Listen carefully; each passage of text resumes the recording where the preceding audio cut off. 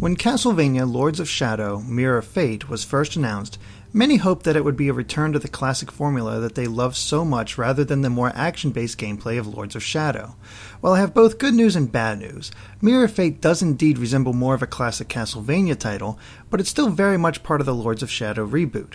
This means that all those elements that fans have become used to have been retooled to fit this new mythos. But does that necessarily mean it's a bad thing? Let's take a closer look. Mirror of Fate picks up shortly after Lords of Shadow's DLC, where Gabriel Belmont sacrificed his humanity in order to stop an otherworld threat known as the Forgotten One. Now he rules over all monsters as Dracula, while the remnants of his old brotherhood secretly raise his son, Trevor. When Trevor learns of his heritage, he travels to the old Bernard Castle to confront his father. The story also focuses on fan favorites Simon Belmont and Alucard.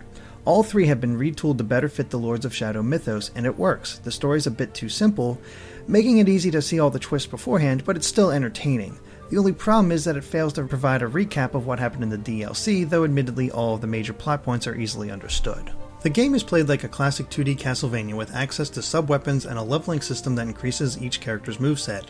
Though you take control of Trevor, Simon, and Alucard at predetermined points, they all feel similar enough, but unique.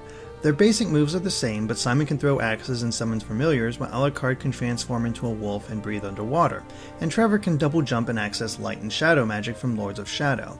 What helps them further differentiate themselves is that they all explore different sections of the castle, tailored to their specific toolset. Simon's is the most basic, Alucard solves the major puzzles, and Trevor has the trickier platforming sections. On the whole, it works well enough, but it feels like it doesn't come together fully.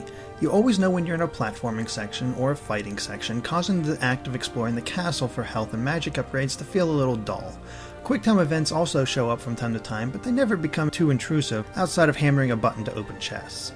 Unfortunately, the best part of any Castlevania game, the boss fights, fall apart thanks to a design choice. Though they're interesting visually and have some unique strategies, all of them are undone by the fact that you can't lose.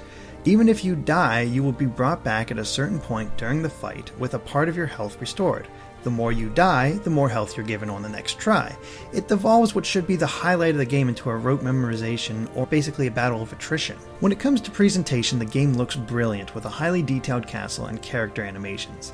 The problem is that while they look good, they're not exactly memorable. I'm already forgetting what certain sections of the castle looked like, though some standout set pieces do exist.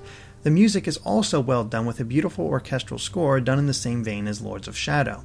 Some may miss the more upbeat tunes of the original games, but this kind of music works well with Lords of Shadow's tone. Mirror of Fate is much closer to a Castlevania game than Lords of Shadow, but unlike its prequel, it does nothing to truly wow me. For this reason, I'm giving it 3.5 stars out of 5. It's an average game, but filled with enough fun elements that I can recommend it to those looking for a good action platformer.